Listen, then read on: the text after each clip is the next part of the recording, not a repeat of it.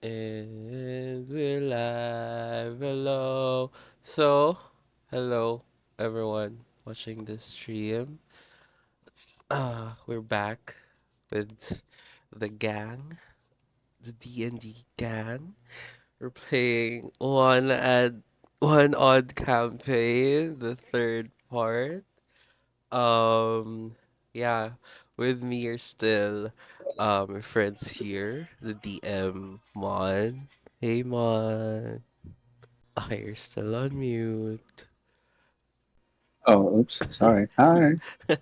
Okay, and we have Puca. Hi Puca. Greetings, everyone.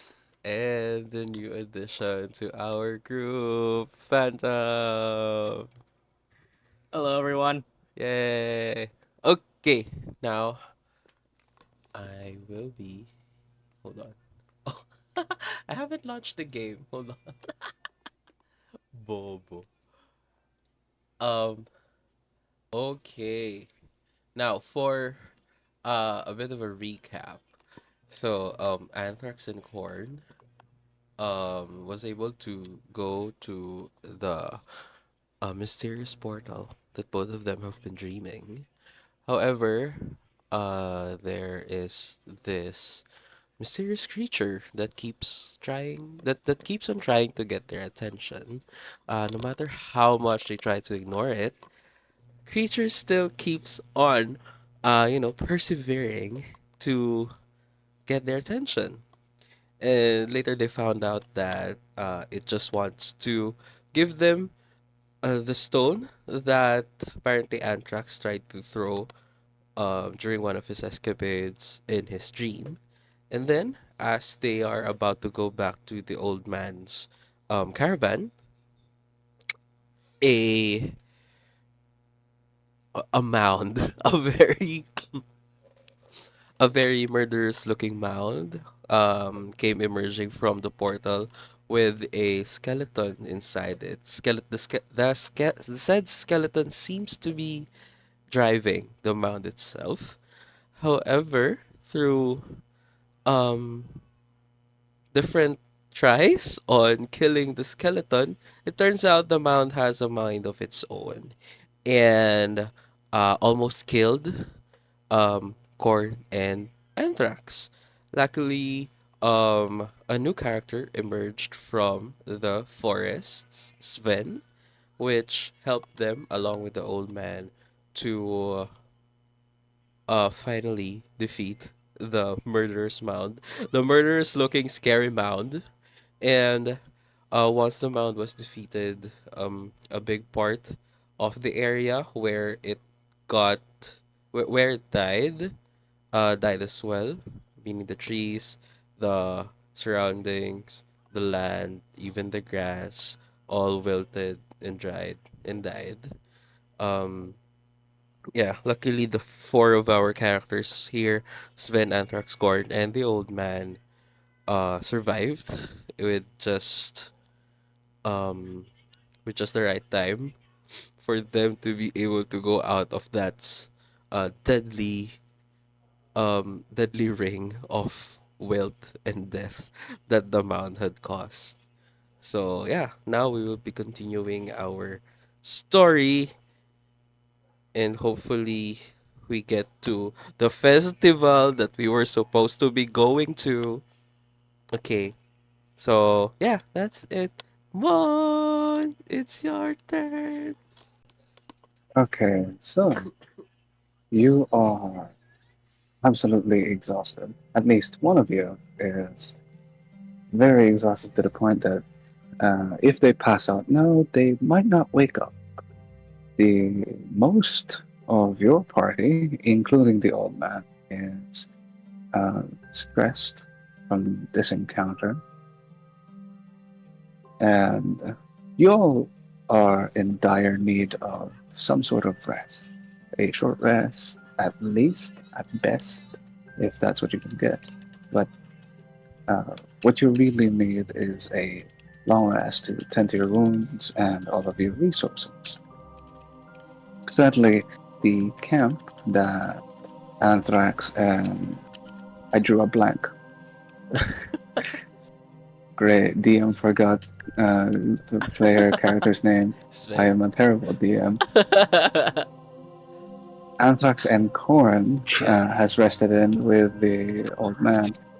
Is a ways away. It's very far away now, and there's honestly no going back from here, given that the only path that you are taking is now uh, infested with decay. This aura of decay that you can see actually, uh, well, not an aura, but you can see the outline of where there is life and there is a lack of it on the path. And you don't know what the long term effects are of traversing through uh, that uh, decaying, lifeless, rotting part that has spawned from the mounds of thorns and vines that you have fought. Meaning there is only going forward from here on out. Yes.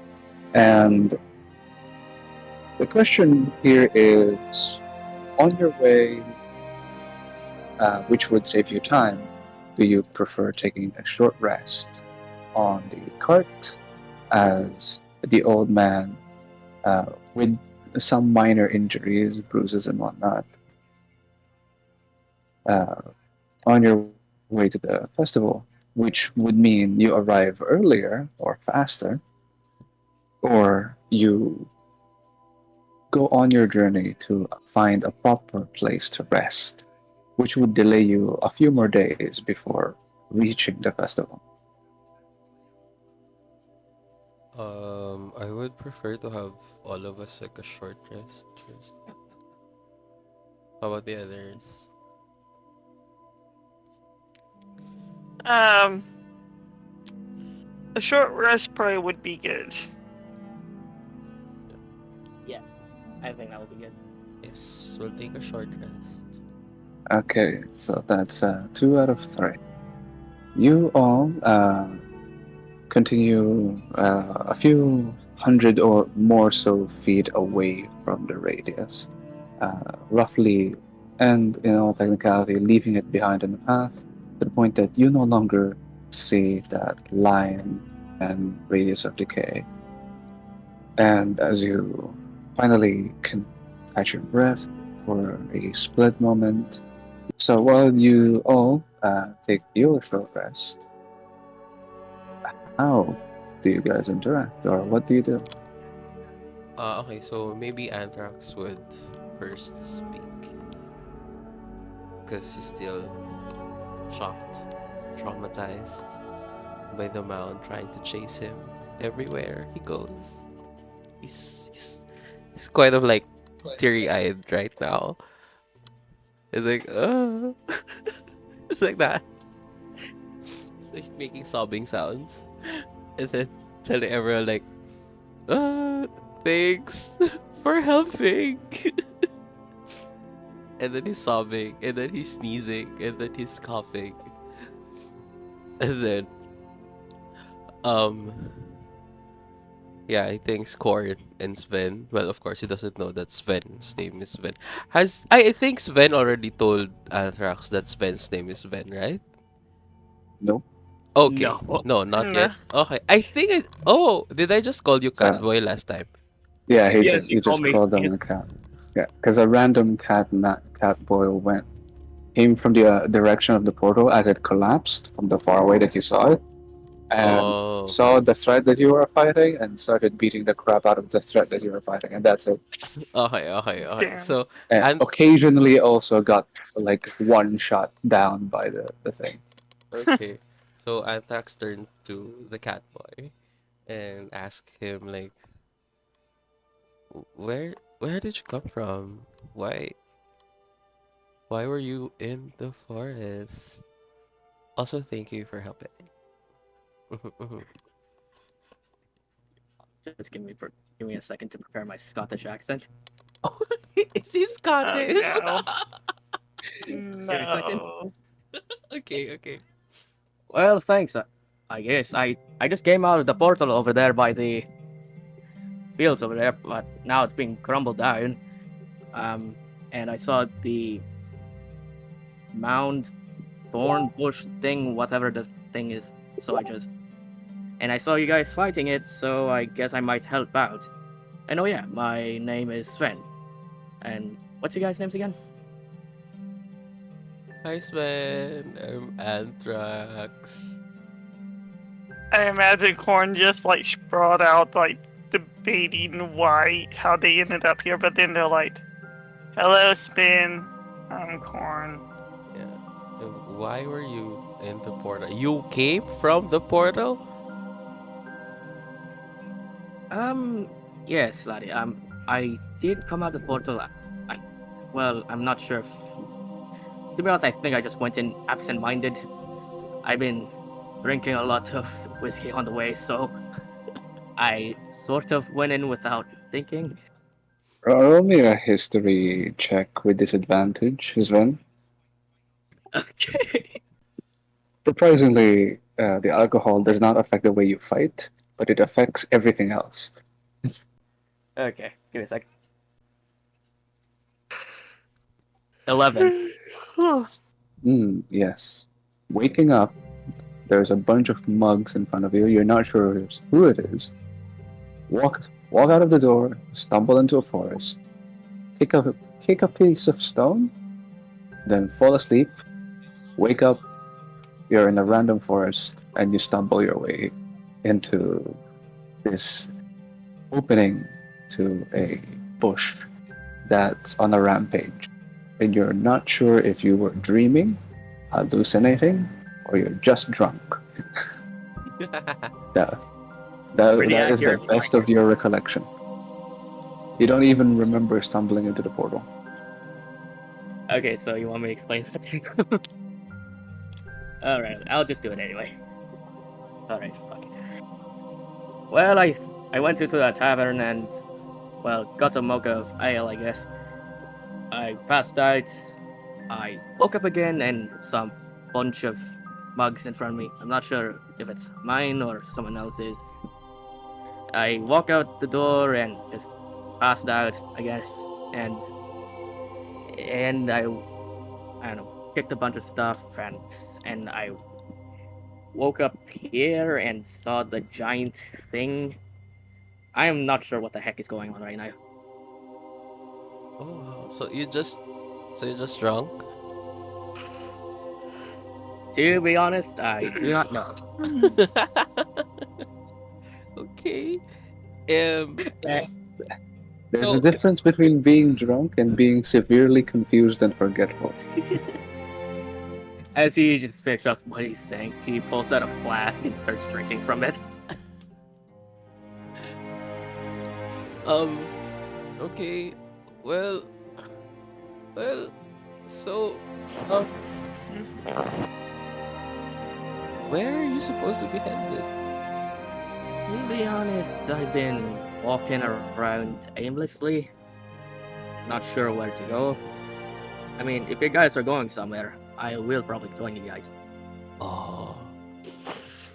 Yeah, okay, that would be good. And then Anthrax turns to Corn and like gets Corn's approval. Like, do you wanna get the cat with us? Uh, yeah, but maybe we shouldn't have him be drinking, cause he had already proven that he'll just randomly start attacking shit. By the way, after he's like done speaking, he's still drinking the thing. Okay. Okay, Sven, so we're going to a festival. It's quite a travel from where we are right now. So if it's okay with you, you can come with us if you want. Sure, why not, laddie? I've been drinking the same ale for about who knows God what. And quick question: who is the old man over there? Great question. I call him Old Man. Yeah. And then Yes. Anthrax turned to the old man like, "Hey, old man. Uh, Hi." the, the old man. You see the old man as you try to grieve it and peer out into the rider's seat of the carriage. The old man is still bandaging themselves or himself up, along with checking with the horses as you realize a little bit uh, late that the carriage has actually slowed down and stopped. Oh, okay.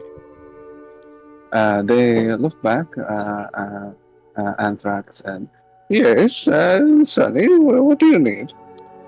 Well, we've been traveling together for quite a while now, and we've been calling you old man because you're a man and you're old. Um, but we haven't really asked your name. Oh, well, uh,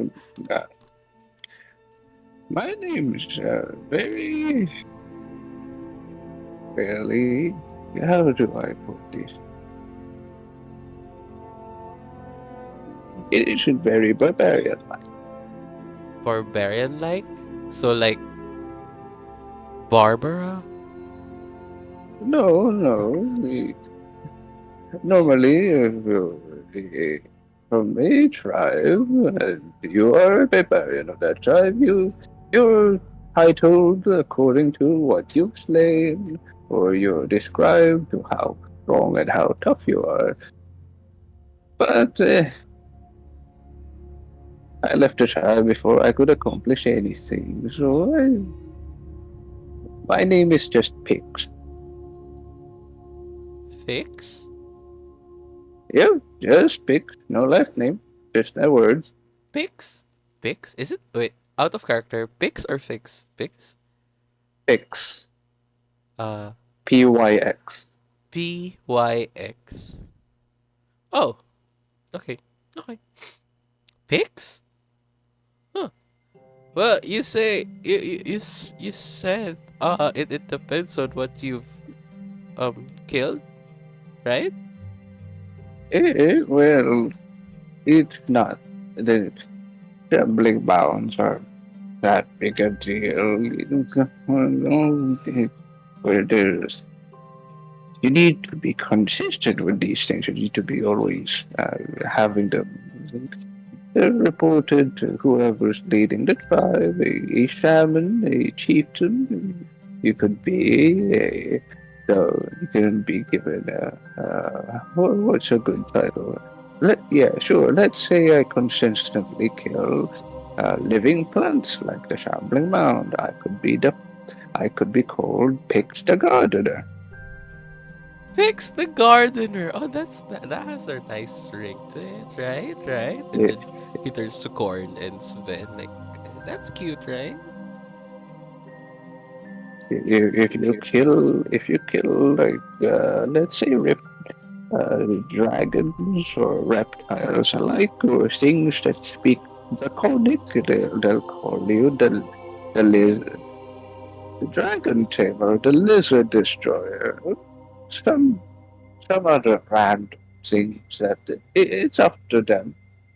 Oh, Again, like titles are a big thing. It's awarded, not and bestowed, not self-appointed. So just fix. oh, okay. So, Corn kind of cuts in. So, say if you cut off your enemy's nose as a um like a as like trophy? your signature, would you be pitched the nose? Nose picks. Oh yeah, I just realized the horses died last session.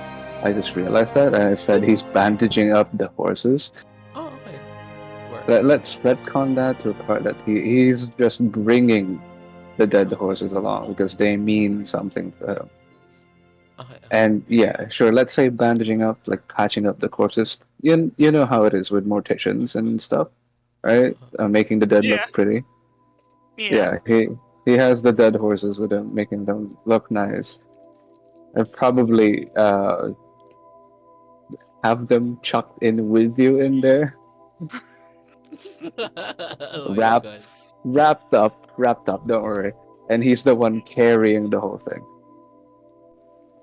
Just so you I, know, Sven will probably vomit if there's something bad. it hasn't been a day. Don't worry. The horses just died. They didn't.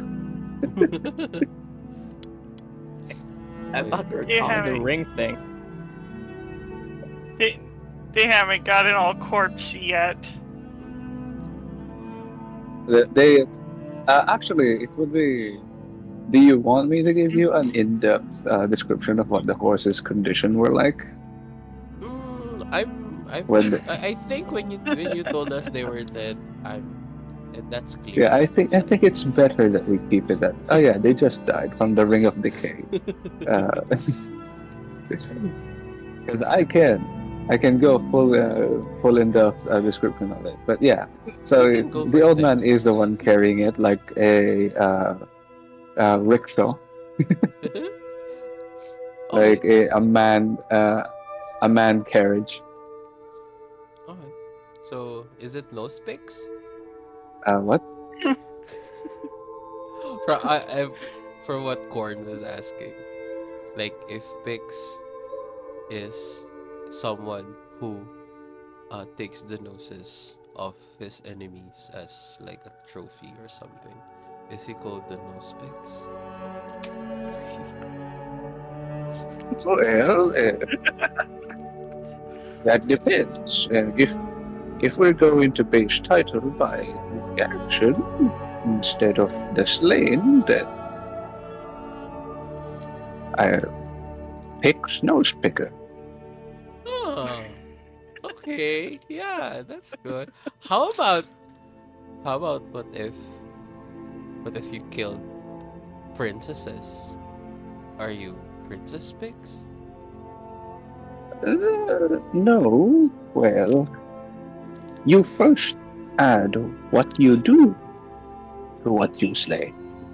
If I decimate dragons, I'm a dragon slayer, aren't I? If Oh. I if I kill princesses, that would mean I'm mostly a convict, but also that would mean uh, Out of character, uh, these questions are starting to be more insulting as we go. uh, princess murderer or the royal bleeder. Royal bleeder. Okay. Okay. You know, there will always be a play on words about this. Royal blood, royal bleeder, you make the royalty bleed. There's something fancy like that. Oh, okay. It's a title, you don't. It's not a joke. Although I do take it you're trying to take a piss out of it. But customs are customs. People have their own stuff and cultures. This is I guess this is your way of trying to understand it. Okay. Thanks, Pix. And then Anthrax turns to Sven. So his name is Pix. Mm-hmm. Yes, I heard, laddie.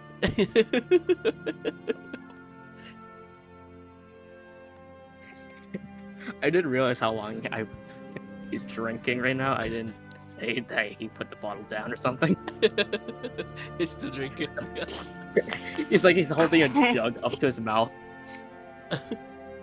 I will Gorgeous. make that canon for this world. He has a flask that, similar to the Strixhaven's forever refilling coffee mug, he has a flask that never runs out of beer. Nice. That's fun. I bet you are gonna bring up the canter endless water too. A decanter of endless beer. Decant. I mean, if you give me like I'm going to put a small caveat or kind of a spin to it, Okay. but So I'm not going to reveal that. Okay, we were waiting For for the spin, and then you stopped. And I was like thinking, is he gonna continue or is just gonna like end No, just like that? it Like, will happen when it happens. If I have an infinite like bottle of beer, I'll probably try to find a Amulet of the Drunkard. I think it's called. a what? mm. I'm not sure if that's homebrewer canon. I just thought it's. And never mind. Anyway, so Corn kind of would spin just going like full on party girl over there with the beer. Corn kind of just like side eyes like interest like, what are we gonna do with him? Well, he can. I think he can clearly blend in to the festival. It's a festival, so there might be alcohol and some booze in there and food. So I guess when we get in and he's already drunk, people can just see us as one of them, right? As you said, alcohol. One of Sven's ears perk up. Right? Well, Right? if he starting fights with random people, I'm out. Oh, okay, Sven. Um, Yeah. please try to refrain from starting fights with people. Can you do that, please? Don't worry. I know how to handle my drink. Okay. Mm. Very good. Very good. And then I don't know. As- this is Anthrax's impulsive thoughts just won over him. As Anthrax was saying very good, he just pats Sven's ear. Like, I mean, okay. technically, if you wanted a cat, As you're I petting could his have been head, a cat. as you're petting his head, he sort of leans into it. See? It's good. It's good card. It seems like it's a good cat boy.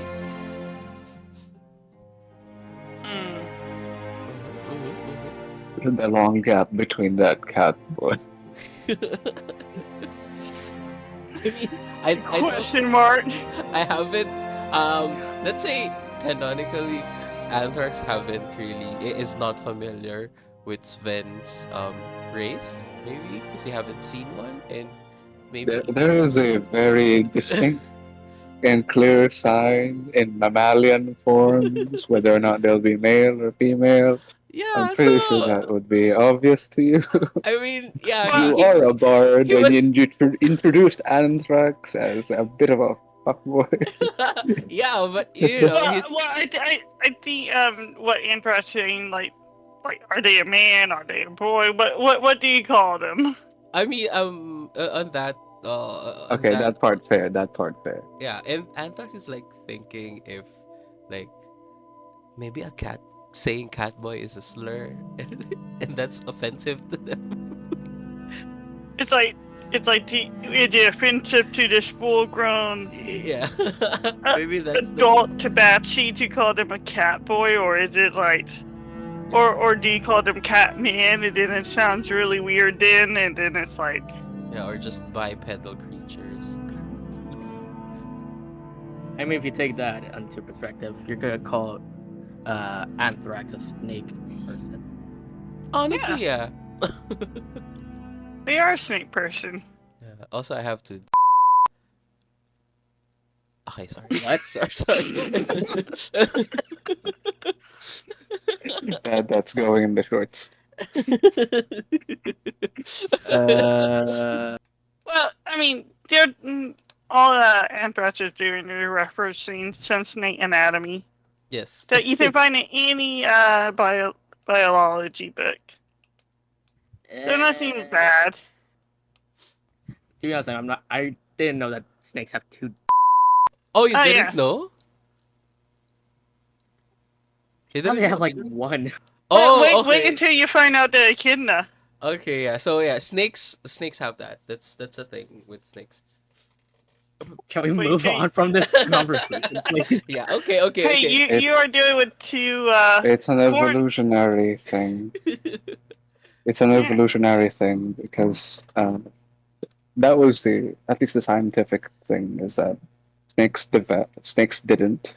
They were supposed to, but they developed non-leg, even though part of their DNA would allow them to. And instead of those turning into nubs, they turned into something else. Mhm. That's why there's two. What? Can we move on from this conversation, please? Yeah. And Okay. Spin is getting really uncomfortable. Okay. Okay. So, um, yeah. So I think we can rest here.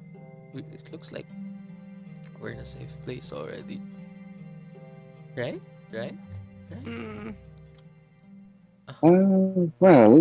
If you look around, which I would ask, make me a perception check. Everyone? Yes, Okay. everyone. Okay. Am I still at disadvantage or Yes, you're at a disadvantage. And you're dang it? drunk. It's a I got given. Oh. It's a given. I So got a it's an 15. 11 from Sven. It's That's 9. a 21. That's a. Oh, yeah, that's a 9, a 21. And why is Corn's roll not appearing on roll 20? I do not know. There. Ah, there we go. 15, 9, and 21. Sven, you try to look because you notice the two of them are looking around. But as you try to just even like move your body an inch, your movement is so sloppy. You just fall, like you slouch further down to the floor of the carriage, while Anthrax and Corn, you notice this entire time as you continue on this path. You're not sure if the old man has noticed himself, or if Pix has noticed himself. But the scenery, everything, uh, it doesn't seem to be moving, or doesn't seem to be changing. Oh, okay. So it's like stationary. It's not that you're stationary. You are very much moving.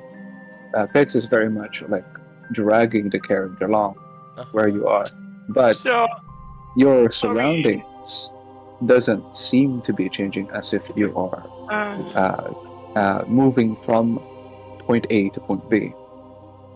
Oh. so we're like looping back around to the same spot, right? Kind of. Kind of. It's more Sven, like you're walking on a treadmill. Oh, okay. Sven asked, what are you lads looking for? Well, we're just checking if we're already like in a safe place to rest. But looking around, it seems like we're just not like the surroundings aren't really changing at all, even if we're moving. Right, Core? Yeah, it seems a little bit weird. Just in case, check the wheels, I guess. We seem Well, like we're moving. Um, hmm, hmm. Okay. Anthrax will peek from the carriage and ask Pix like hey Pix, you notice something strange with the surroundings? It's like it's not changing. It's not like we're not moving, but we're like really moving, but not really. You try to talk to Pix, but as you peer back onto the over the rider's seat to the old man that was carrying the carriage, you see Pix is moving, but he seems to be uh, his. You're not sure if it's your eyes that are blurry as they try to focus in on Pix, or if Pix is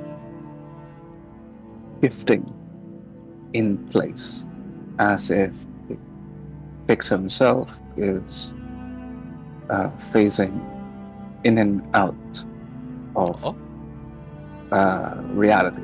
like glitching? Yeah, kind of glitching.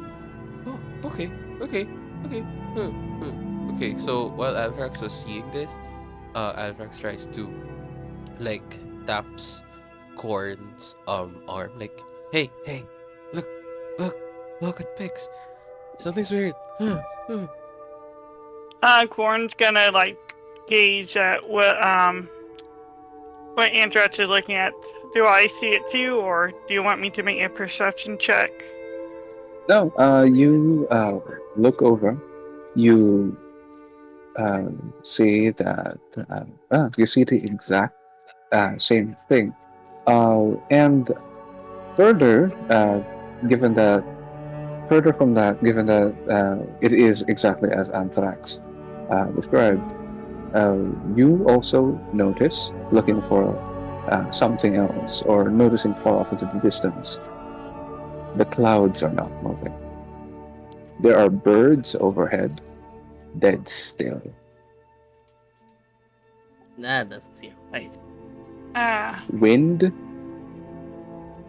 seems the wind itself that seems to have this is supposed to be rustling the leaves on the trees, uh, making it a breeze enough, like cool enough inside of the carriage to be relaxing, to take your rest in.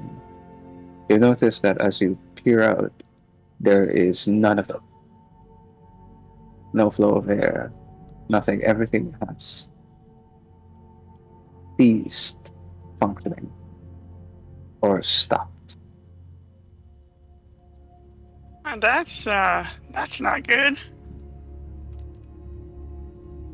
Sven looks at both of you and says, lads, what's going on? Anthrax Uh, turns around and um tells Fen like, seems like something is happening around us, and we're the only ones not affected by it. Uh, Think we should check it out. uh, double checking, Sven looks out, like at the rear of the carriage, and sticks his head out. Does he see the same thing? It's hard for you to focus for a bit, but um, like really trying your best, squinting your eyes and looking around you. Yeah, you have, although initially it seems that you have left uh, behind the wreck of the fight that you've had, the surrounding area has not changed. It was just a bit untouched. It's the same area. Oh, It's the same place. Sven looks at the both of you guys, says, am I drinking a lot, or are you guys seeing the same thing? yeah, both. we're saying the same thing. Hmm. This is weird. Can Corn kind of like roll like Arcana to maybe try and get a sense of this is something magical? Sure, go ahead. Okay, let's hope for a good roll, boys. Yes. Let's see. Only a 13. Oh, I'm gonna change these dice. With a 13, I'll give you this much. There is a cause to this.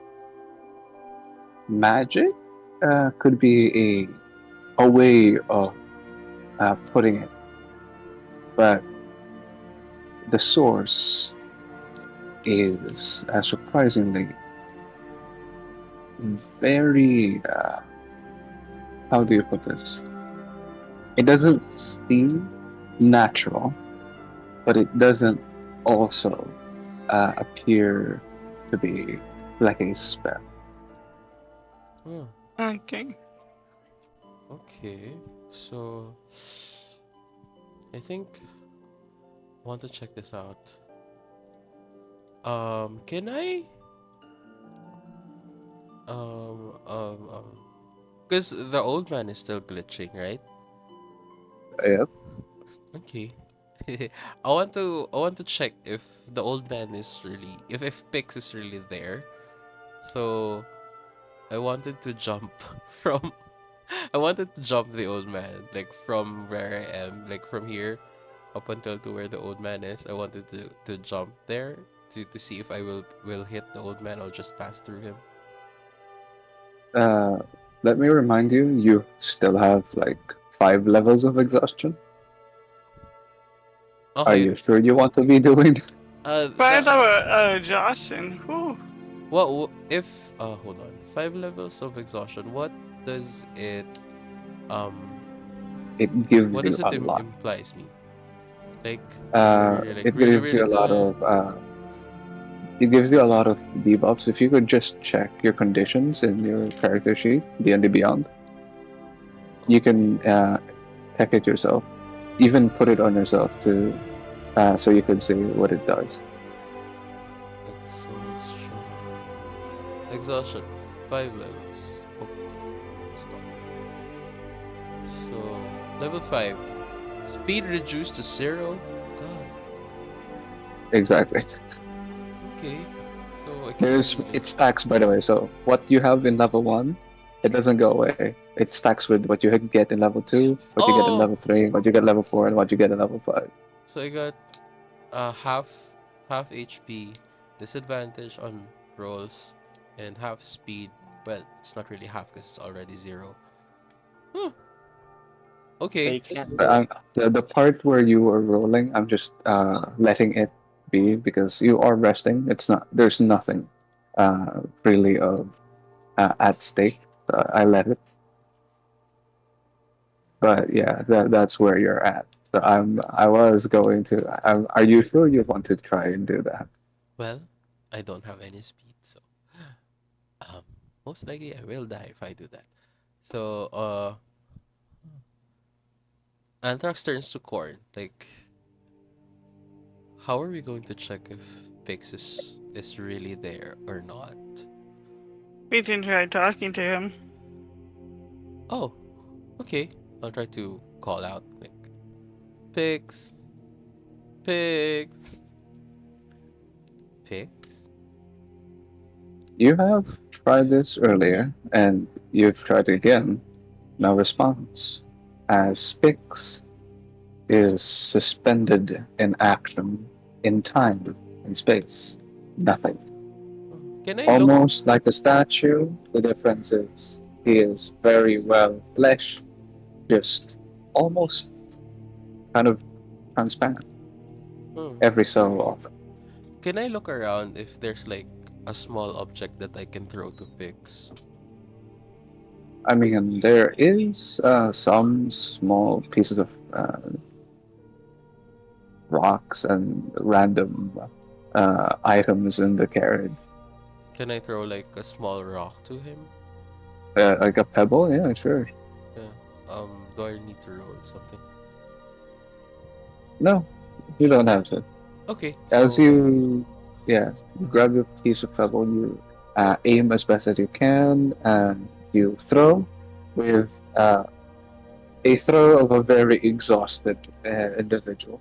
And even though it would have missed, as soon as you let go, it stops in the air. Okay, that's kind of freaky. oh my gosh. Oh my gosh. Anthrax turns to Core like, are you seeing this? Uh, Uh, Lauren is kind of Well, like lost for the words. Can you see and while it? Corn and Anthrax is occupied with that, Sven, you see a figure cloaked and faded in their appearance, slowly walking at a casual pace, not in a hurry whatsoever, a cadence or a rhythm of no haste, no nothing, not even a march. Just Uh, a very slow walking pace. Appear behind your camp, slowly Oh, walking. where You're not this? sure. Is it this? yeah, that's a pretty. Yeah, you're not sure if it's seen you yet, but it is walking to your direction. What do you Uh, do?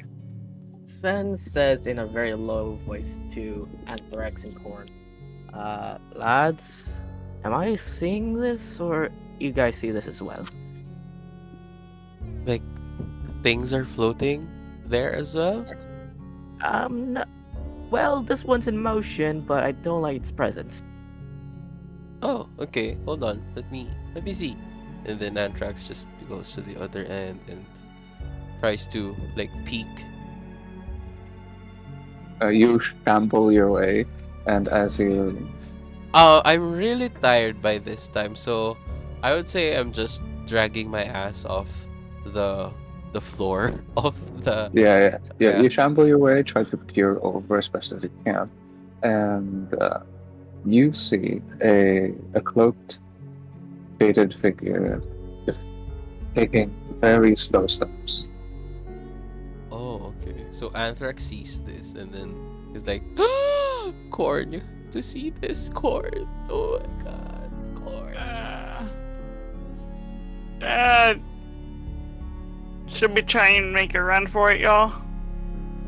Um, I mean, I can't really move right now. I mean, I could try to carry you, but I'm too freaking drunk to even move right.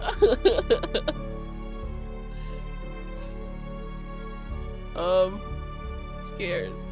Okay, so by this time, Anthrax is tired and he's kind of like panicking, but the tiredness seems like is overcome is like it's he feels more tired rather than panicked and scared, but he still feels panicked and scared. It's just that the tiredness is winning at this time.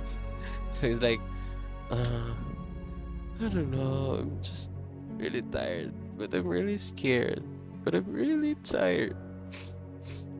It's kind of like sobbing.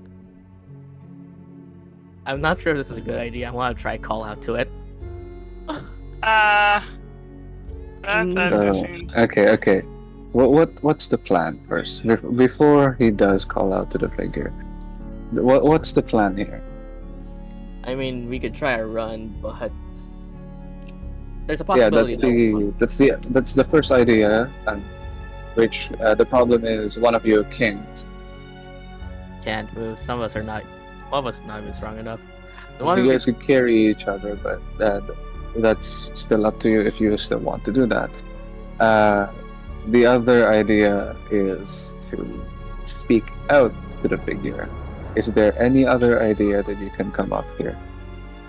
Right now, I'm in character Anthrax. Uh, he's tired and he's like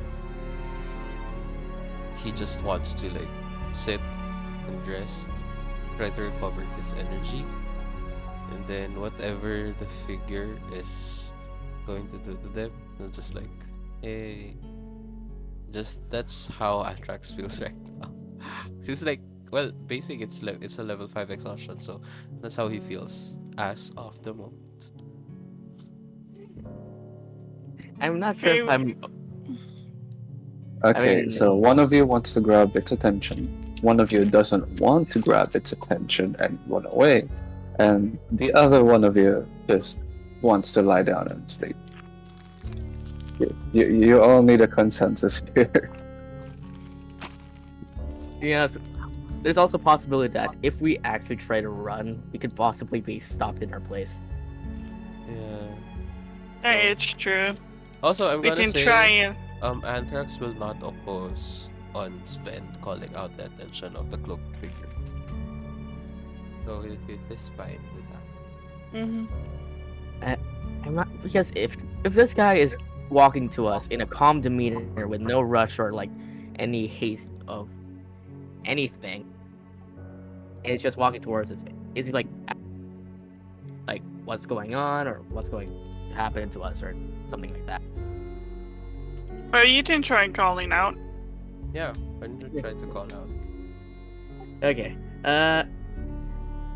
Sven sticks his head out of like the carriage and says, Oh, hold on. God damn. How do I put this? Let's see. Let's see.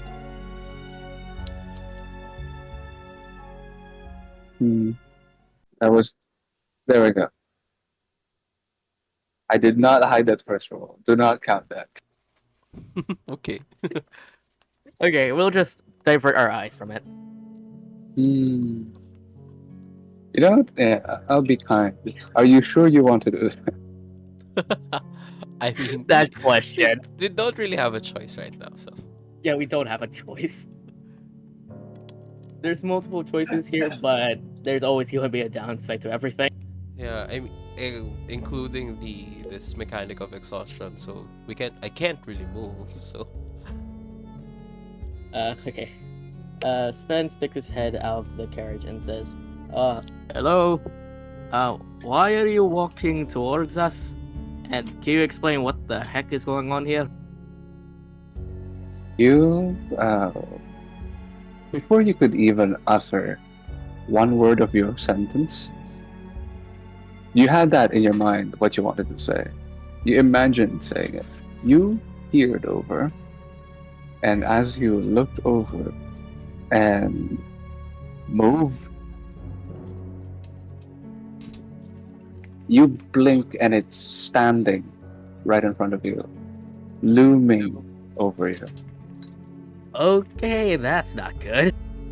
And as how do I put this? As you look up at it, as all three of you actually look up at it to get a closer look, or as you get a closer look, since all of you are staring in that direction, under that cloak is nothing. Nothing in a sense that you can't see anything. Nothing but darkness. It's an abyss. It's an abyss cloaked with just one straight flowing robe. But you can definitely tell in the current sensation crawling down your spine, up and under your skin, it is staring back. And as fast as Sven blinked after making his presence known, he does utter a sound, although it was cut off due to this and never followed up any further. As I want, okay, Phantom, odd or even? Odd or even? Yeah, just tell me odd or even. Crap. Even?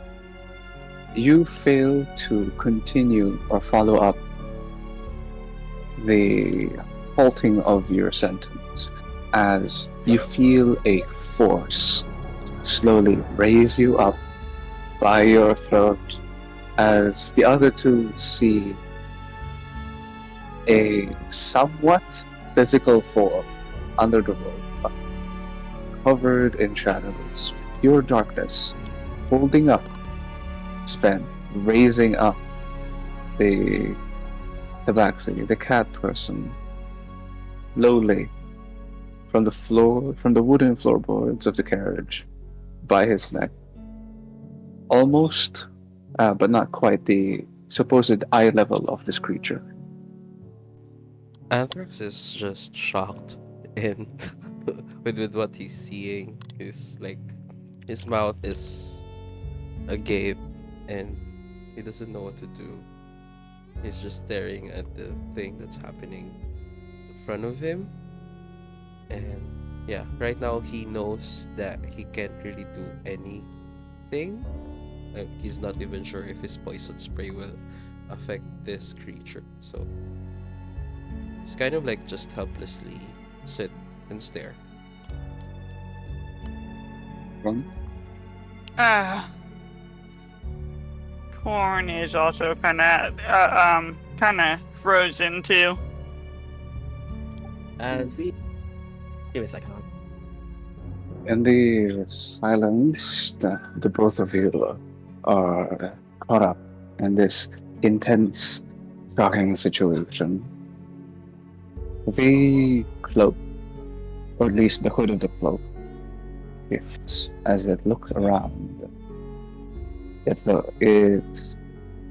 shifts over to the direction of Anthrax. It shifts over to the direction of Corn, and then it goes back, putting in its supposed attention to the creature in the grasp of its hands. Give me another odd or even.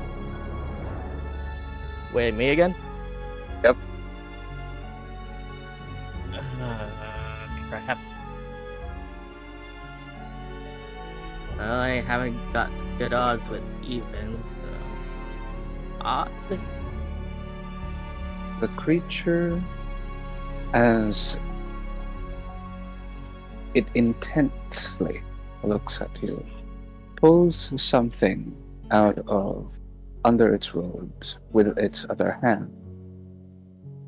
All of you can see as it holds out a locket of sorts, and with a small click, this very intricate silver chained, pristine looking artifact of a locket opens up into a watch, sort of stopwatch. The hands frozen, similar to everything around you. And after opening it up, the creature closes it back as it puts its attention back on Sven. And Sven, I want you to make me a wisdom saving throw.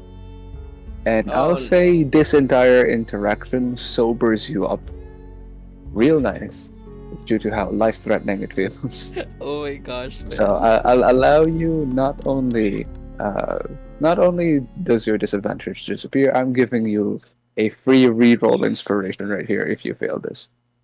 Okay. I'm having a mini heart attack right now.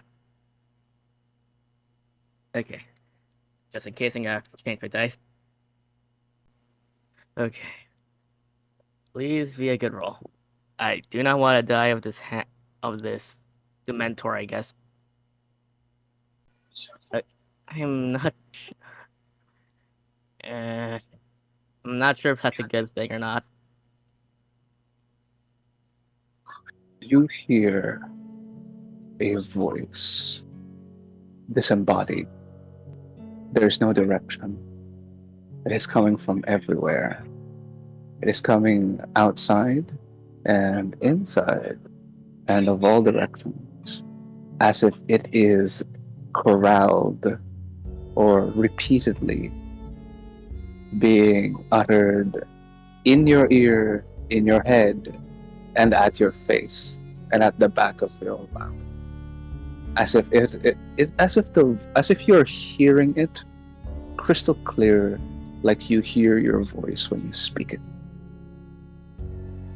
First, it was fast to the point that it's high pitched and stinging.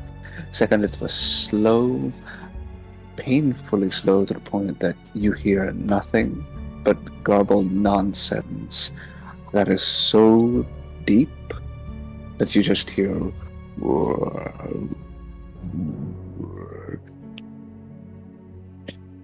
And then it shifts and it reverses to absolute nonsense, as if something was being spoken in reverse, backwards.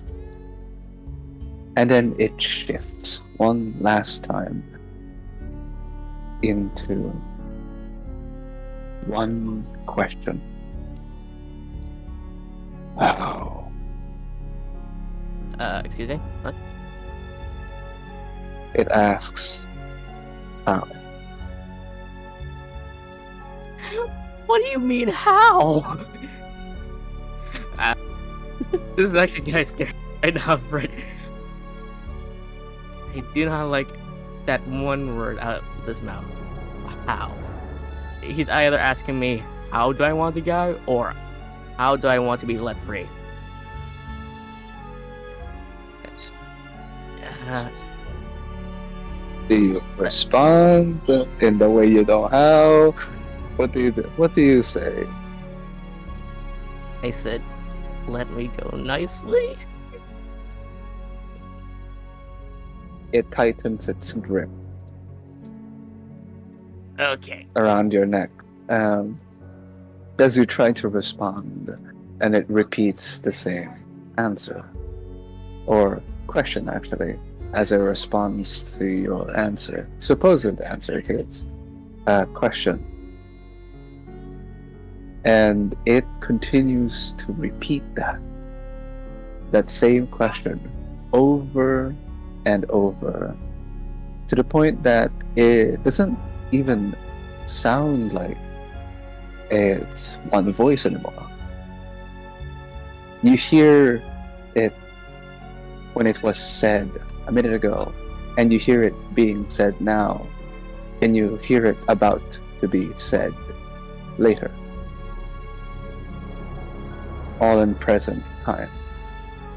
He is just getting strangled here and a bit confused. What he's And gonna do as to help you him. continue to hear the cacophony of the simple question being said in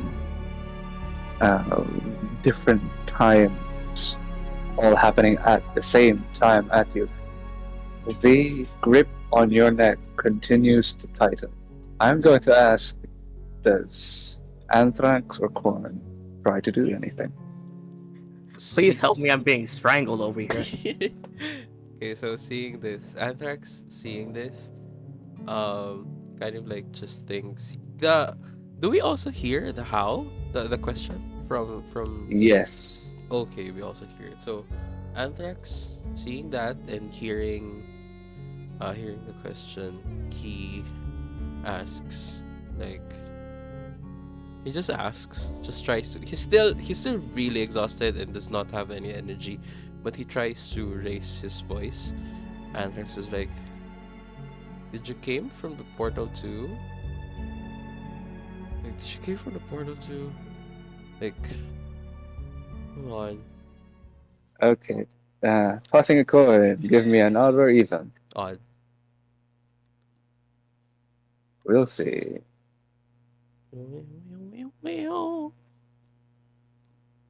Okay.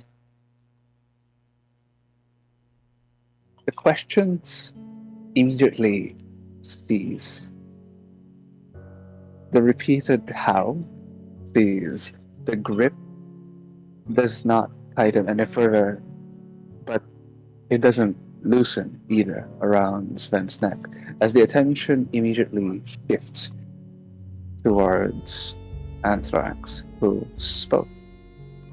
Then Anthrax. So Anthrax, I would assume that Anthrax sees like the cloak moving to his direction, like not really moving, just like the head part of the cloak moving to his direction. The repeat this time, the question that repeats,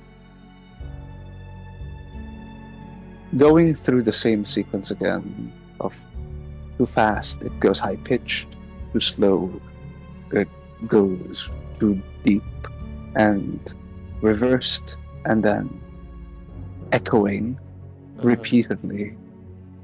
Portal? Is that portal question mark? Is that one question? Oh, okay. So Anthrax hearing this. So that's what he heard. He heard portal. Yep. Okay. And it's repeating, by the way. Oh, okay. So Anthrax hearing this kind of like just kind of like smirks and he's like, okay, I think I know what this creature wants. That's what he's thinking inside his head. So Anthrax said, if you're looking for a portal, you can go there. And then he just, mind you, Anthrax is still really tired. And Anthrax pointing to the direction of the portal, basically just the general direction of where they found the portal, because he's assuming that they were not moving at all. So he just moves. He kind of like pointed here in this area. So Anthrax just pointed here in this area. Said that if you're looking for a portal, it's over there. Um, it's kind of like deconstructed right now, so you kind of like have to build it yourself once you're there. But you can see where the portal is once you're in that area. Mm-hmm.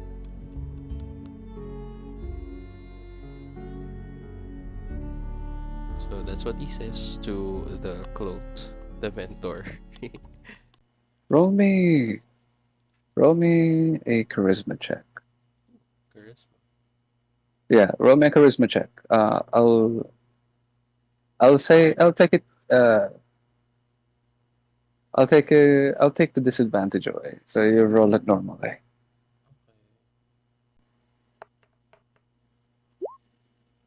19. Damn. Okay. The cloak figure lets go and drops Sven back to the carriage floor. It looks at Sven, it looks at Anthrax, and it looks at Korn. And instead of a question, this time it mutters as once again the words shift, high pitched, too fast, too low, too slow, reversed, and then fixed so that you can finally understand it as it echoes. You've warped through space. What? Again, sorry. You've warped through space. Okay. The Time can't hold you. time can't hold you. Okay. Uh, that's it. That's what he says. You are oddities. You are different.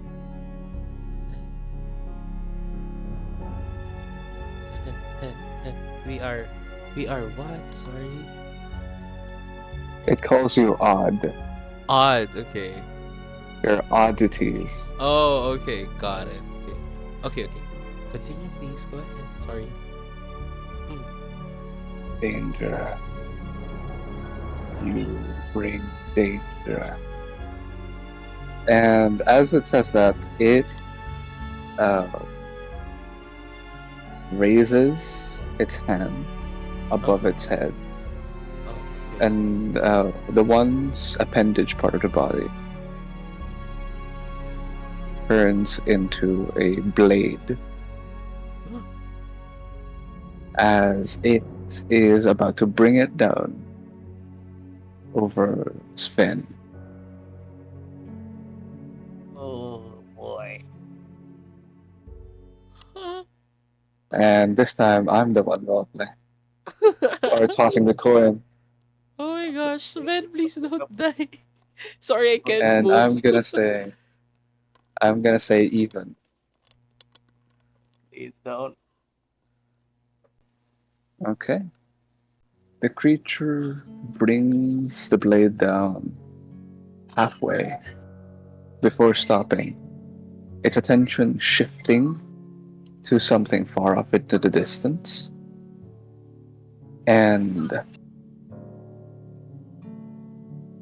immediately it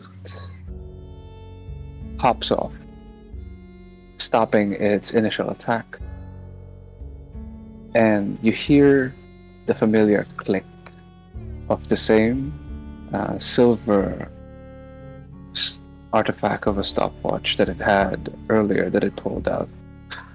And after that click, you hear the birds chirp. Wind flows, rustling the leaves of the forest. You feel a sudden nudge and budge as the carriage moves, shifting your position.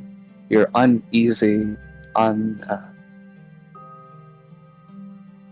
do I put this? Uneasy, very loose, tense uh, positions as you all topple over,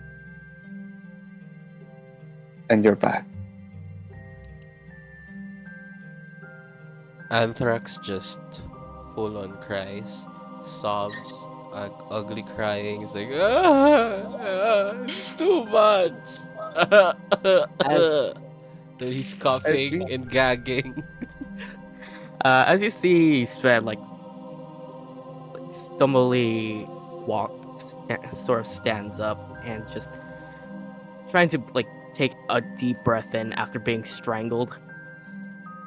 And after like the sudden nudge of the carriage, he leans over the back of the carriage and vomits.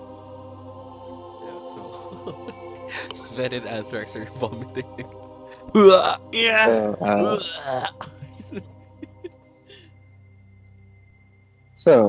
Just to clarify what the creature said at the end, after it seemed it had its own realization. It said this very segmented set of phrases as some sort of sentence. Uh, you warped space. Okay. Time can't hold you. Danger. You bring danger. Oh, so that's why he said how to me. But I mean, how did I get into this position with you guys?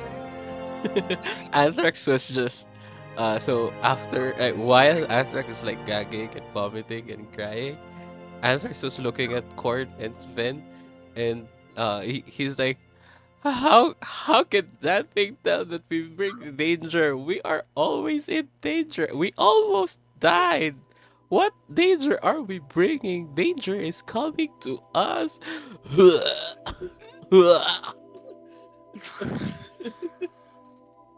Corn is not Corn. Sven is fully ignoring you. He's just vomiting his brains out. Corn is just over there, just like, what the fuck? Corn is You speechless. feel the carriage stop as Pix uh, he goes to check on all of you, as you seem to have all of a sudden, in his perspective, he was fine. Everyone was fine. Everyone was talking to him, and then there was silence, and then all of a sudden, one of you is vomiting, the other one is crying, ugly crying, And the other one just And Corn seems to be awfully quiet. So Pix just goes, are you all right there, Sonny? Is everything all right? Did one of you get No, sick? No, no. no, Ah, nothing's alright. no, ah, everything is not alright. did Pix came inside went inside the caravan? No, he just like went back up to the seat on the carriage. Like the driver is kind of small seat there at the front Oh, to peer over, and he just goes, oh dear. I guess we're gonna have to go to a small detour and have you all properly rested. You are all terrible. You're not fit for this festival you want to go to. You can't go there all vomiting and breaking down and just in absolute silence. then Anthrax was just like, hold, hold my hand, Pix. I'm so scared. Ah. What happened? And it's like Sven finishes up, like vomiting his entire stomach out. He says to Pigs, "Did you not notice the giant black cloak towards us or something?" And he just started choking me out. Did you not notice that? What?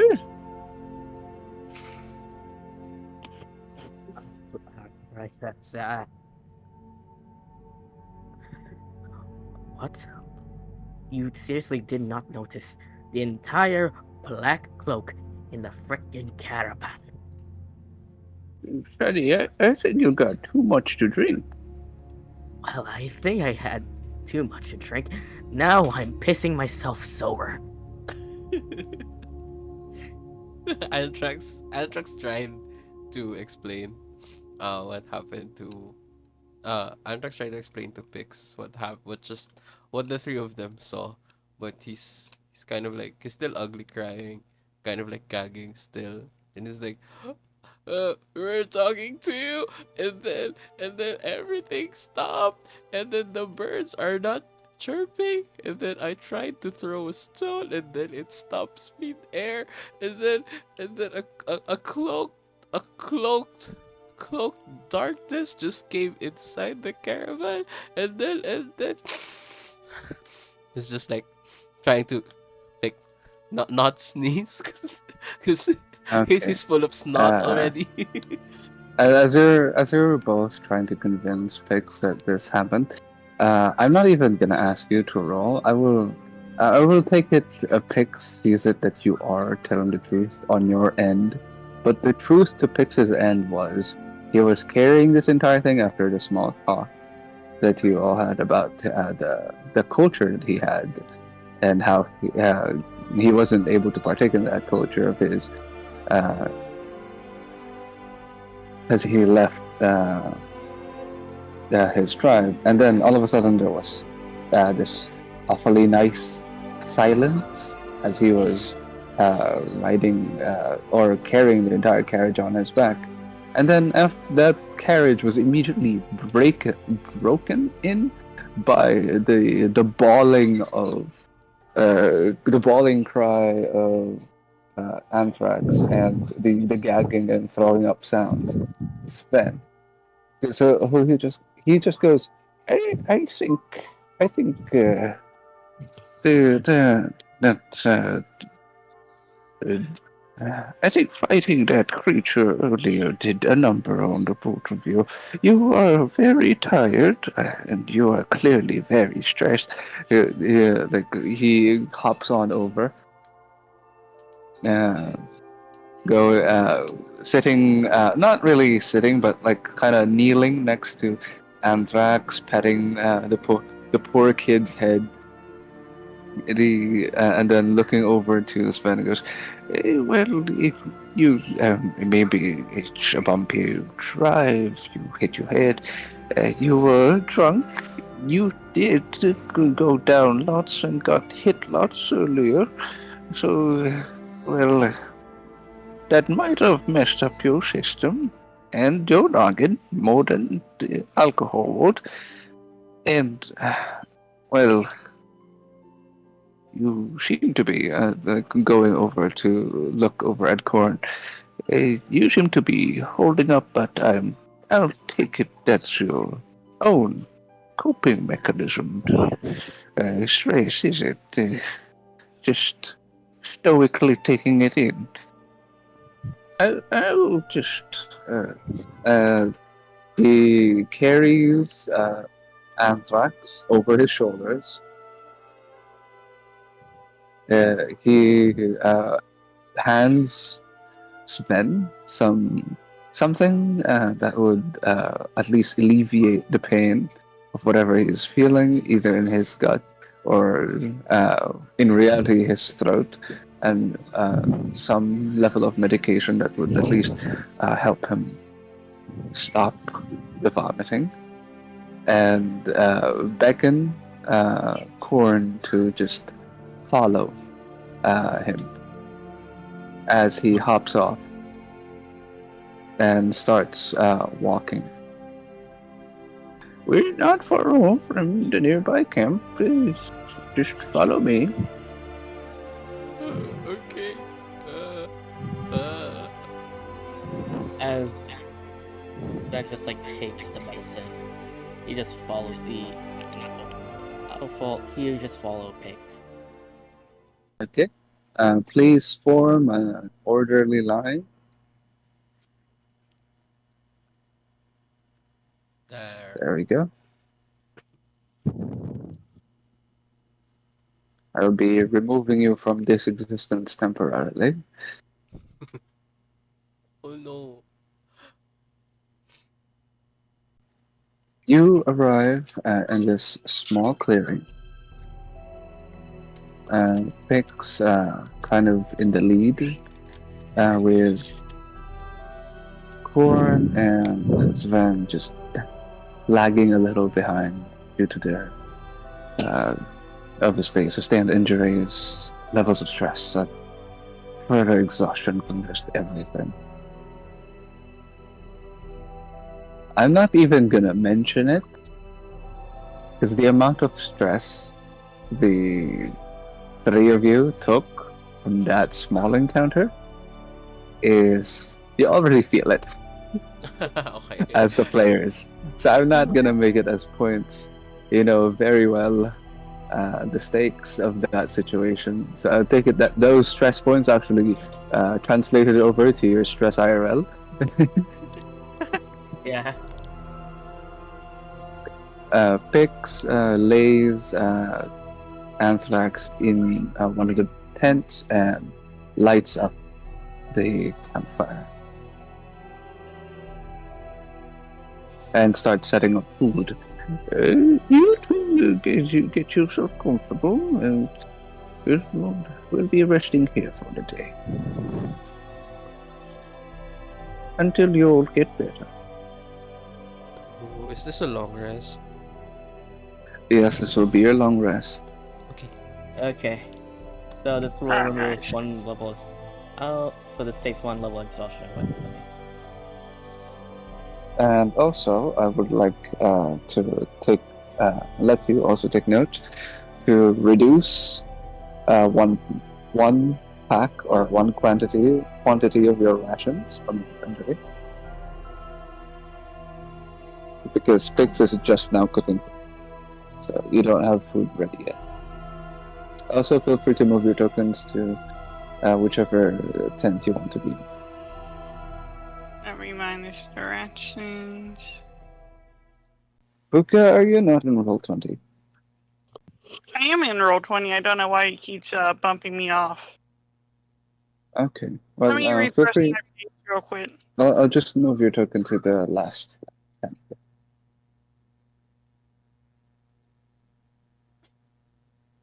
Oh, dang you. Okay. You rest. And as you leap off, yeah, get yourself patched up.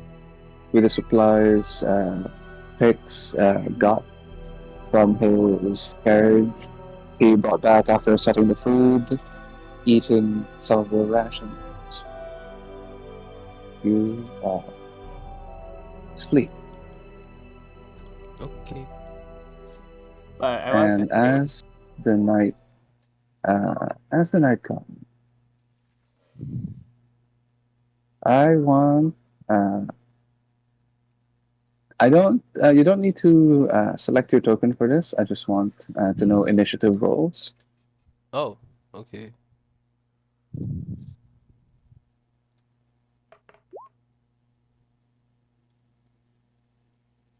And 9. Okay. And 4.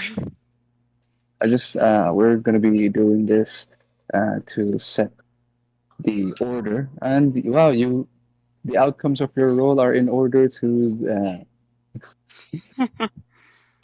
from highest to lowest. That's good. Okay, so Sven's up first as you all went to sleep immediately, actually, in the pitch black darkness of your subconscious, unconscious mind.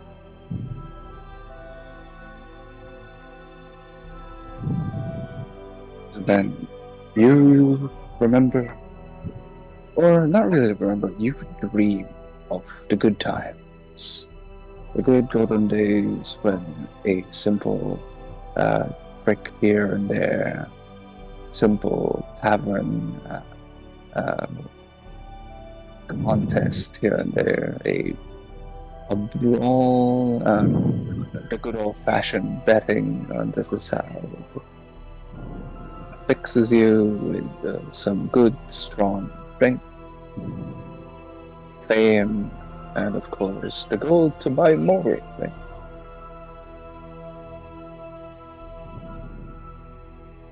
And, well, those types of things get old. So enough someone stronger than you, faster than you, much more talented than you, enters the bar, joins the fights, becomes the new entertainment, the new spotlight of everything. And, well, with no crowd, with the lack of a crowd, no one cheering, no one giving you any attention. You find yourself scraping for any copper or anything at all to be able to even bargain a stiff drink.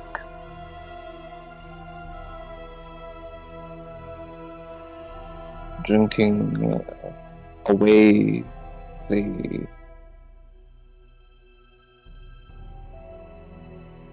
the lonely the loneliness of it all, and wasting away in the bar that where once you were known for incredible things, now you're known for very little, maybe more, but for far, far less pleasing things. And thinking to yourself, you've had enough. Maybe you want to go straight, sober, maybe put the drink past you and actually, for once, try. So,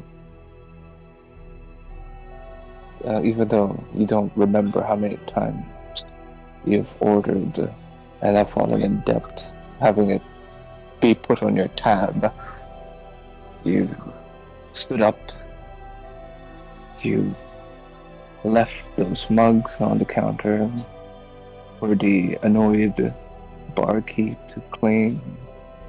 You exit out, stumble your way down the tavern stairs, the tavern steps, to the ground. You find yourself rummaging through the quest board, picking up this odd quest of foraging, looking for specific types of shapes and roughness or smoothness of pebbles and stones. Then you find yourself walking around the forest aimlessly, either picking up, collecting, or kicking away pieces of rock. And then you stumble upon this formation that seems to be man-made. Shapes and different orientations of stone stacked to form this sort of gate or arch of sorts. And you noticed that it was missing a small piece that was just discarded on the grass, so you put it back, as careful as you can be. And immediately it lit up.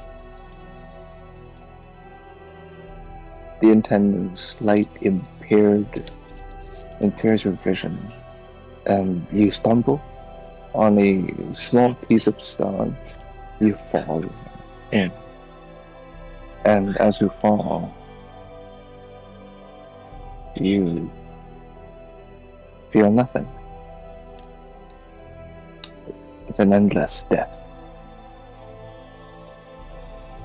You're not drunk, you're not sober, you're not sad, you're not lonely. Just nothing. It's the most peaceful you've ever been. You aren't trying to repress anything. You're not under any other substance. It's just nothing.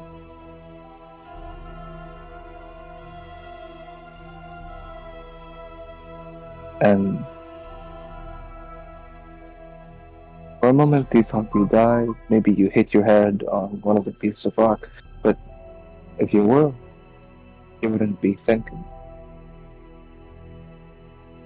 Until you look around, you shift your body around, you're still falling for sure. You can definitely tell you are falling to a certain degree in a definitive direction. You would assume there would have been a floor by now. But no. You see a light at the end of this depth. It's not a tunnel. It's a pit. And as you plunge into that light, you find yourself in a different place, a different time, unknown to you, different colored grass, different assortment of trees, and you see yourself in the far off distance, struggling, fighting with strangers. You observe yourself being taken down, brought up, surviving, riding off, and then you hear it. Danger. You bring danger. And then you feel a sharp pain in your chest. As you look down and you see a spike, a blackened spike, as if it was a void piercing you from behind. As This was the blade that was supposed to have struck you down earlier. You turn around as best as you can, the limited autonomy of your neck, to see in the corner of your eye the cloaked figure which had grasped you tightly around your neck. As it repeats, danger. You bring danger. And it shakes you off its bladed hand, and you fall down. And you feel cold. But you don't feel pain. It's just cold. It's just empty.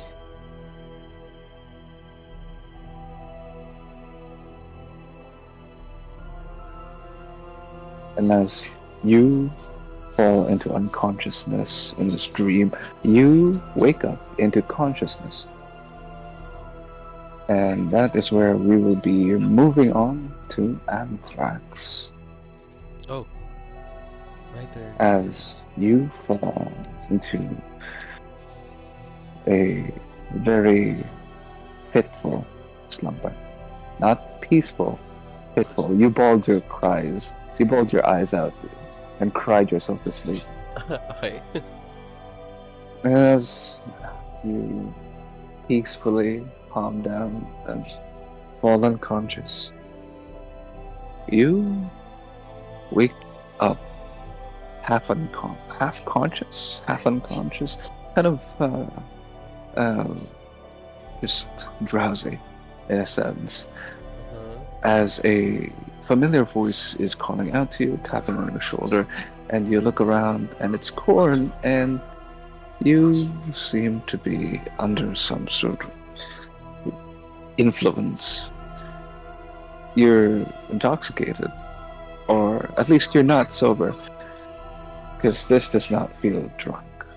And you look around and everyone's having fun. There's colors everywhere. People are lining up for attractions, contests, rides, and so on. And it's fun. It's the first time you're not in danger. You're safe.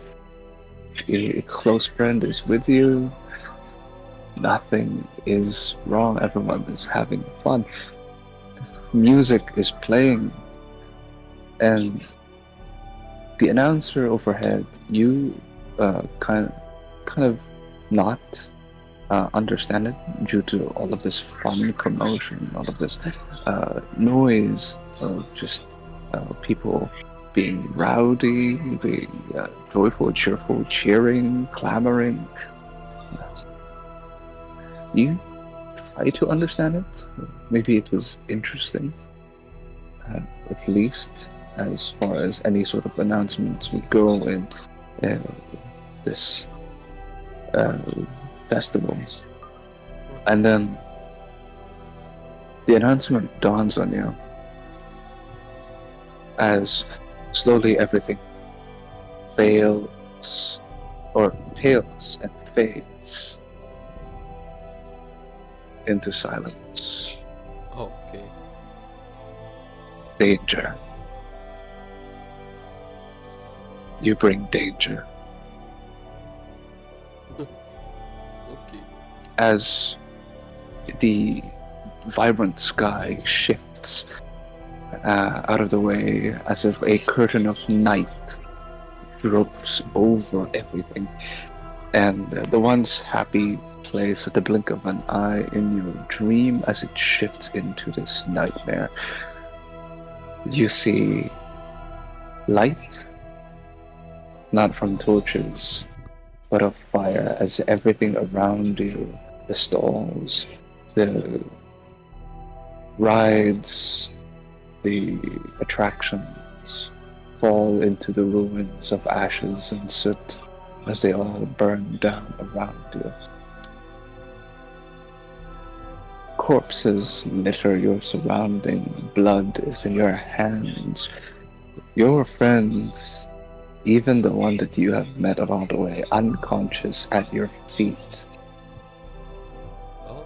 as you are there, knelt right next to them. And the announcer Mm-hmm. that's been echoing repeatedly, danger, you bring danger, over and over. Now, the source of it being closer, more known to you, this time it actually feels as if it is coming from this creature as it approaches you, standing over you, in front of you. Danger. You bring danger. Hmm. Okay. It raises a hand, and it, instead of that same hand that you fear to turn into a blade and strike you down, it actually reaches down to you. Oh. It reaches down to me, the blade. It's enough. It doesn't turn into a blade. It just raises its hand and reaches down towards you. Oh, okay. Make it right. That's what it says. Okay. Make it right. Make it right. Make it right. It repeatedly says as its hand is still reaching down towards you. What do you do? Oh, okay. Uh. Huh. So, wait. Do I understand this correctly? So it's the same cloaked figure from earlier. I recognize that. I recognize it as that.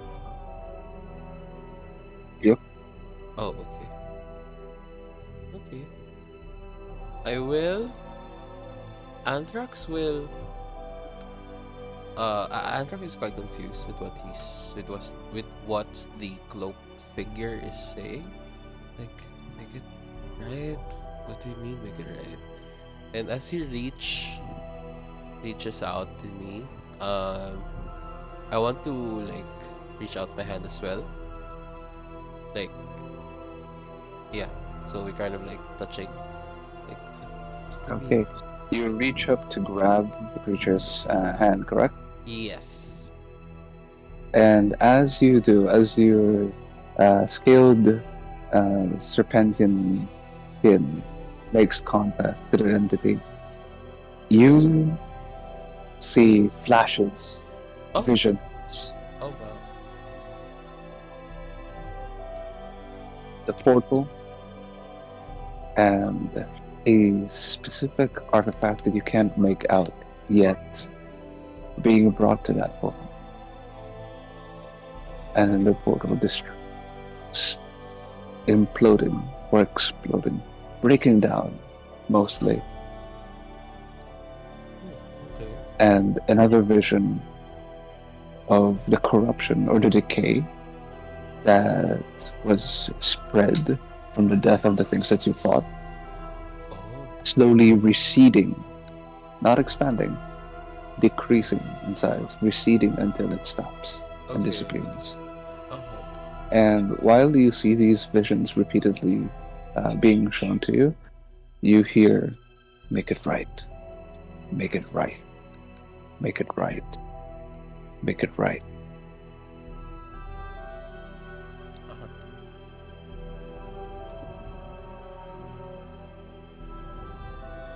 And immediately, as it repeats, your visions and the repeated or the repetition of the phrase, the words, and as the creature pulls you up on your from your position off of your knees, and you wake up from this dream sitting up Oh. from your bed. And from there, we will be moving on to Core. Form. As you fall to sleep, you wake up immediately, and you see yourself surrounded by marble, statues, limestone pillars, brick walls. You find yourself kneeling on a carpet of sorts, leading up towards a throne.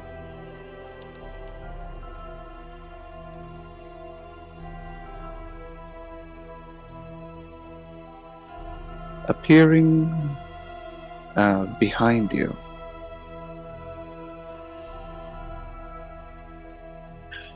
is the creature that you saw.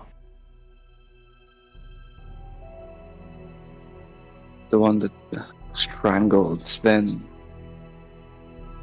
The one that Anthrax has spoken to, but it did not speak. It doesn't even acknowledge you, actually. It feels like you are a third party witnessing something happen. As a bright light shines from the throne before you, and a back and forth conversation begins overhead as the entity behind you starts to speak. Creatures broke time and space.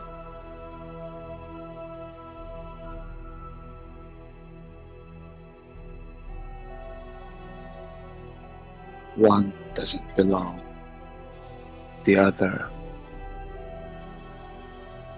knows why. And the bright light, or the source of it on the other side, responds.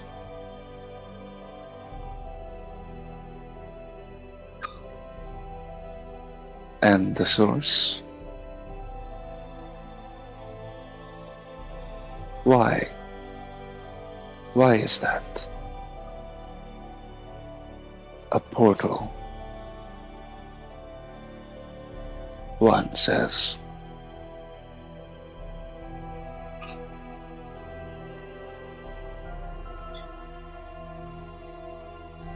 I'll bring down Destroyer, a fix, a guide.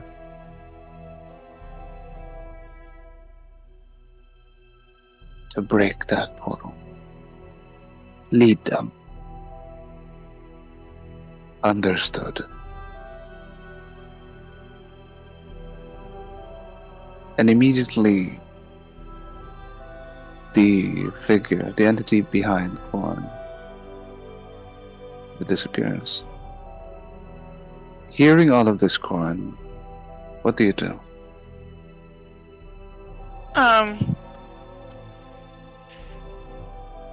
Sorry. Oh, is Roll20 blank for everyone, or? Yeah, it's black and purple. Yeah, it's black. Okay. Can you repeat what you just said? Okay, so I'm sorry. I'll summarize it. Back and forth. You dream of a place you're not familiar with. You're in some sort of throne room. And the entity that you've seen before appears before you, not behind you actually, but its attention is not on you, but its attention is actually before you as you are knelt facing towards the throne, where a creature emanating light um, is the focus, and the entity that you've met reports that it found creatures that broke time and space. One of them doesn't belong, and the other one knows why. Oh, that's concerning. The bright entity responds, "Why? Why is there? What's the cause?" The entity behind you replies, "A portal." And the bright entity responds with,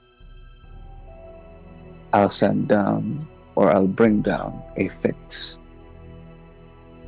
to break the portal." And instructs the shadow entity, the one that you've encountered that is standing right behind you in this dream, to lead those creatures, to lead those that broke time and space to that thing that it's going to bring down, send down.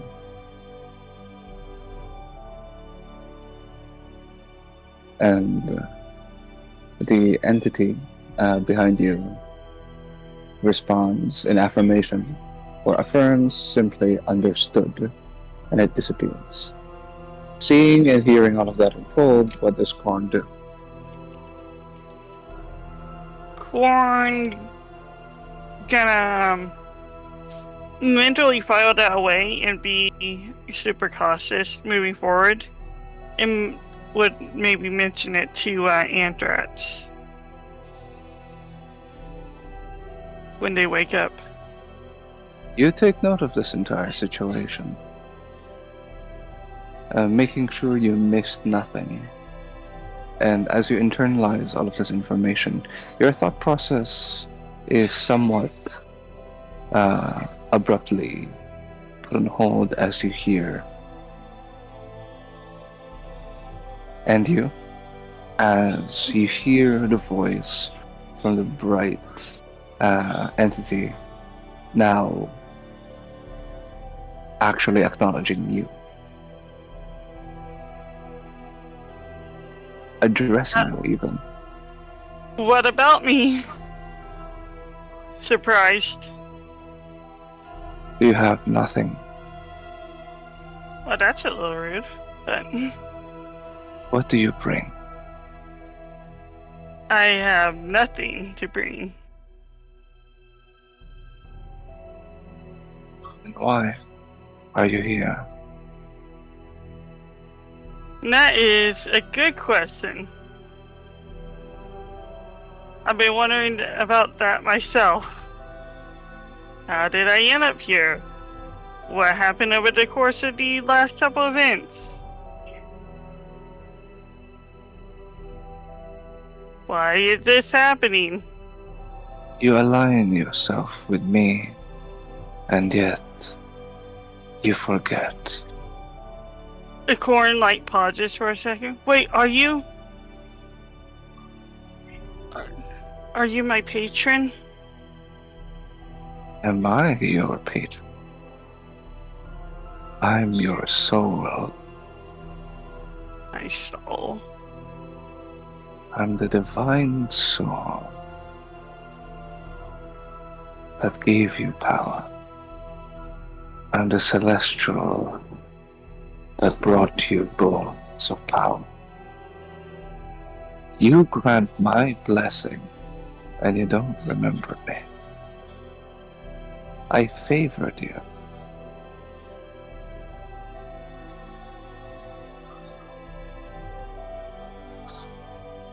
I gave you light, my light, to cure and heal wounds.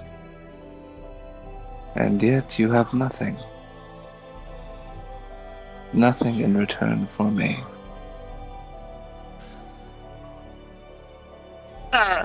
Corn dips their head. I'm sorry, I seem to have lost my way. Our path is but a fourth of what we have, surging through your blood and soul, is my blessing. What have you done with it? What is your fruit? What can Fortunately, you show for it? I see nothing behind your steps but death, the fading lights of dead people, the fading abyss of dead creatures. Is that all?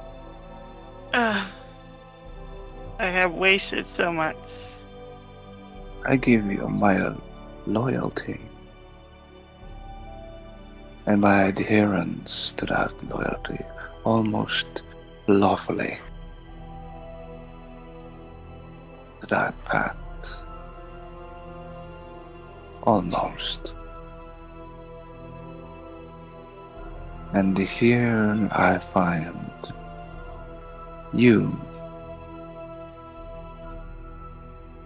entwined with the chaos of these portals. Don't think that I don't know. Just because the walking clock, the timekeeper, did not notice you move an inch when time has lapsed, doesn't mean you have not passed, warped, and have ceased to adhere to the laws of time. Your friends will be led to an artifact that I will send. You are going to fix this.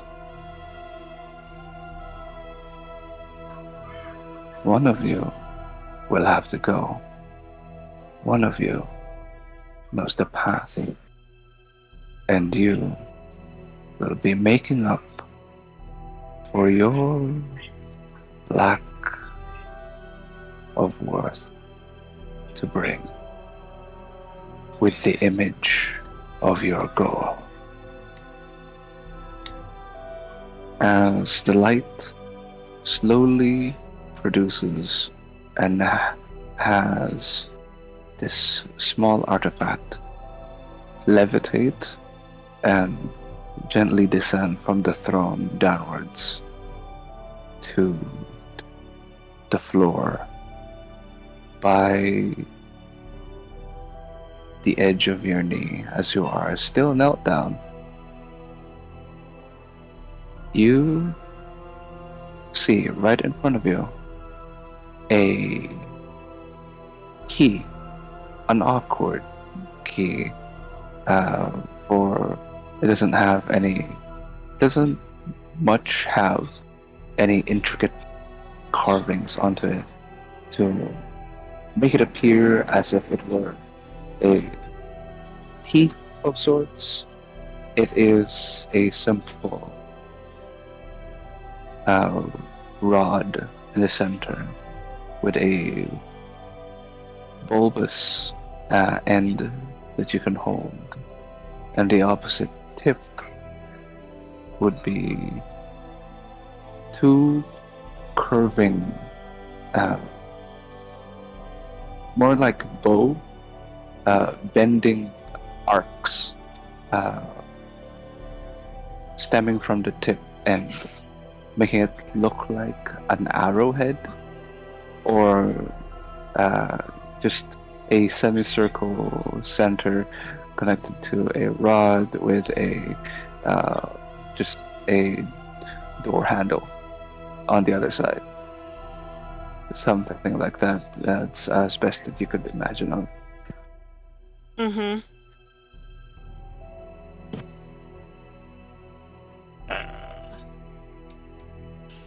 Look for this and close the portals for good. Corn nods, as you wish, swallowing a lump in their throat. And then we'll be even.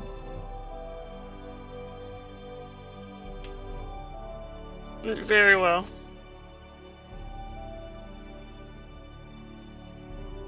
I'll carry out this order.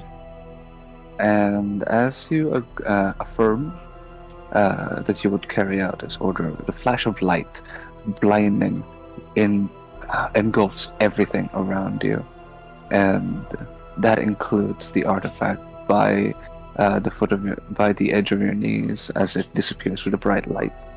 And the bright light fades slowly as you see that light is shining in your eyes as all three of you finally wake up. So let me just recap how everyone wakes up. First, Sven, you wake up in a cold sweat, clutching your chest. Anthrax, you wake up immediately sitting up as you do, as a reflex, as if something pulled you up from your bed, and you have your arm reaching out to something. Corn, you blink your eyes repeatedly as the bright light shines at your face as your eyes adjust to the bright light waking you up. And this is where I would, although it is a bit shorter than the usual, this is where I would like to end our session Oh, okay. Okay, and so say that you now gain a level up. yay! Yay! Woo! Oh my gosh, like 5 levels. Sure. No, one level. Actually, You hold on. Let me. What level are you guys? 5. 5. Level 5? Yeah, one level. Oh, okay. Okay, so heads up, heads up. Officially, uh, officially from here on out. Uh-huh. Even though the past few encounters you are having have been very stressful and difficult, I'll tell you this much: I was holding back, and because everything that was set up there was supposed to be for the two shot.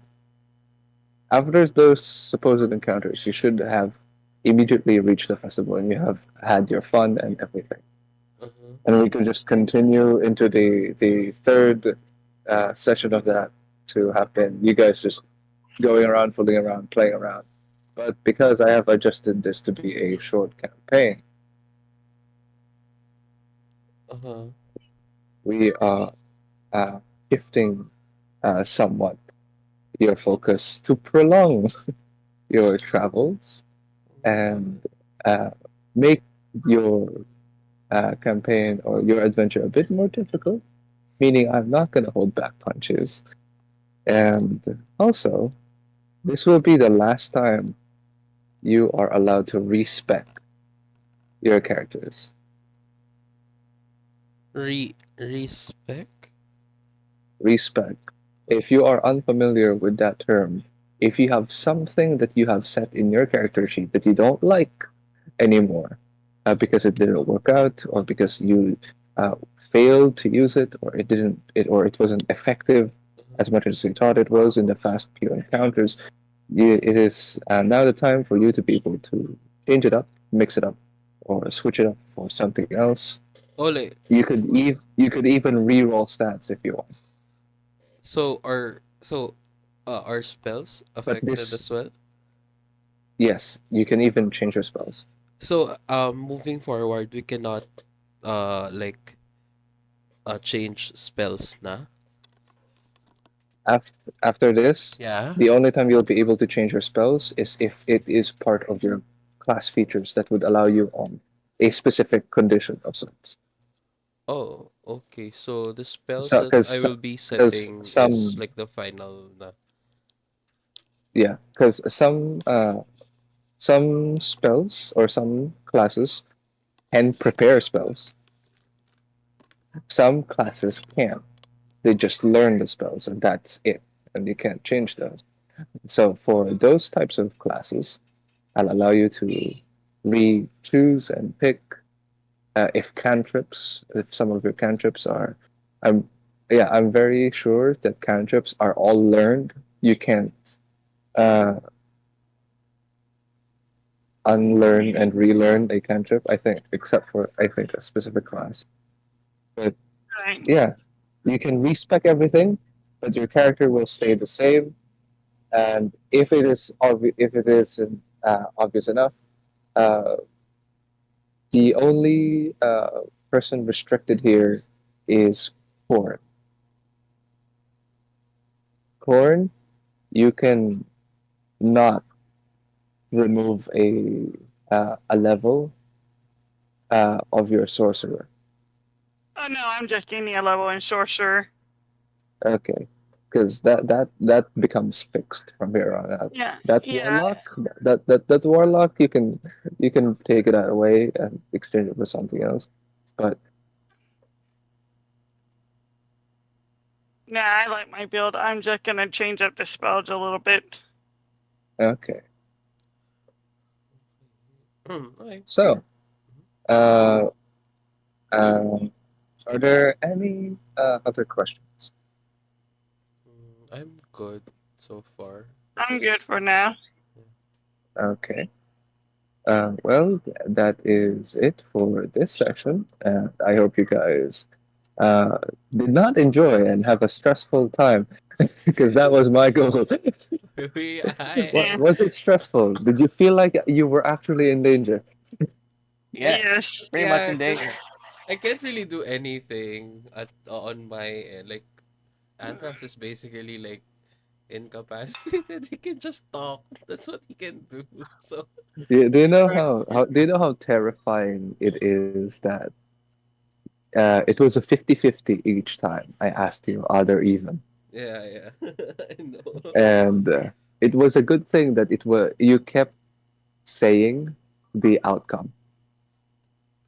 Because if you failed to guess what the outcome was, I like how I did, and I didn't accidentally have Phantom here create a new character with that sword shenanigans on the carriage. I called even, and it produced an odd. So yeah, no, that wasn't. I didn't prepare that. You could have died. Sven could have died after like the first session he was introduced. Oh my god. Oh. Yeah, exactly. Yeah. I was also on the edge of my seat. But yeah. It was a great session. Thank you Yes, thank you. guys. Yes, thank you for playing. Thanks guys. Okay, for our next schedule, I'll just ping you guys because yeah, as you can see and hear, not really feeling well lately. I don't know why. But yeah. So I'll just ping you guys with the next schedule. So yeah, so we can stream again and play this. So thank you guys for playing. Thank you Thank everyone. you for having us. Thanks, thanks. Bye Thank you for playing. bye. Bye. Bye. Bye. Uh,